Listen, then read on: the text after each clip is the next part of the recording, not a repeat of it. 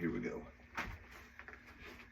Hey, I'm just up here in the arts and crafts closet of our church and just picking up some supplies for a project I'm going to do. I'm not an artistic guy. I took art class in grade school. It was required 7th grade. It was required my freshman year in college, but my brain just doesn't work that way. I'm just not artistic. I see basic colors. I don't see all the shades and the hues. I can look at art and go, wow, I like that, but I don't dive deep into it. And so here I am, 50 years old and almost 30 years into ministry. And I'm just now really leaning in to the benefit that art brings to ministry, whether that's preaching or teaching or promotion or whatever it is. And I've really learned to understand that everybody learns different, everybody sees different. And so we have to know that I can't just do one thing and hit everybody. And I know that some people are very visual. They need to have something in front of them to help them as they learn. Some people are very audio. They have to hear it. Some people have to read it. Some people have to have their hands on it and able to learn. And so I'm really, as a senior pastor who's in the pulpit every week, I'm really learning to lean into the arts and the drama because it's very beneficiary to ministry.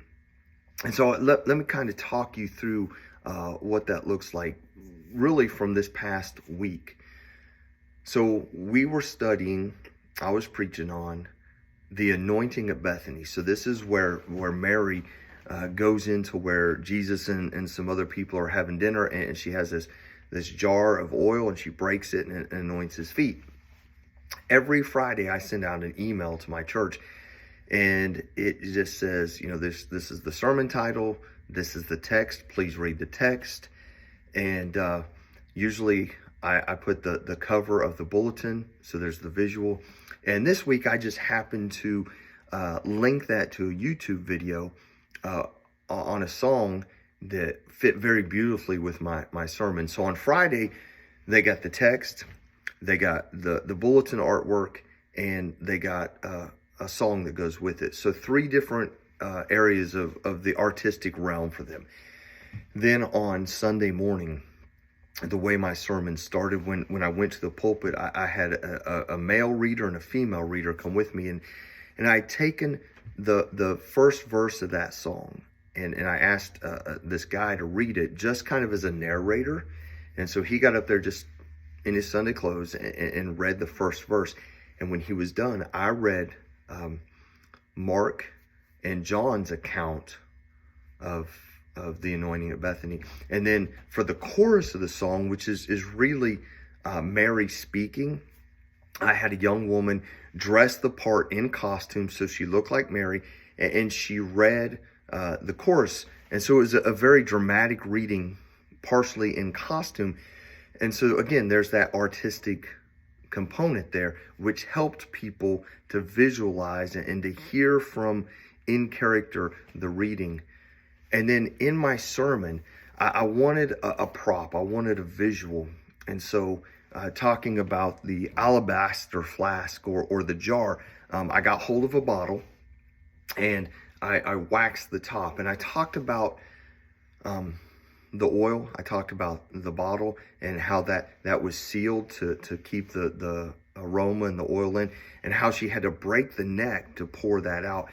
And so throughout my sermon, when I got to that part, and then the remainder of the sermon, I was either holding the bottle or I had it sitting on the pulpit and was referencing that bottle. Again, it's artistic. It's a prop. It's helping people to visualize and understand beyond just words explaining what was going on. The cover of the bulletin that week, again, I'm not artistic. I do good to draw stick figures, but Google Images is a great thing. And so when I start to plan out my sermons, I always look for artwork that can go on the bulletin that ties in with the sermon or the text. And so this is what we found. And so we use this art. We use this artwork on the bulletin. We used it on Facebook as we were promoting the service.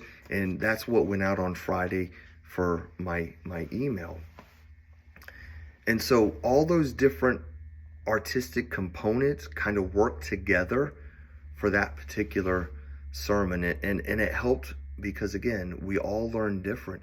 And visuals help expand it. It helps us to understand. It helps us to picture beyond just words from a pulpit. So with eyes wide open, I encourage you, even if you're not artistic, to embrace the arts. And maybe you have to have somebody step in and help you with that, but embrace the arts because it's going to help your people, your audience, to visualize and see and really paint a bigger picture, a better picture, a more detailed picture of the sermon that you're preaching or the topic that you're teaching. Hey, I love you, and I'll see you soon.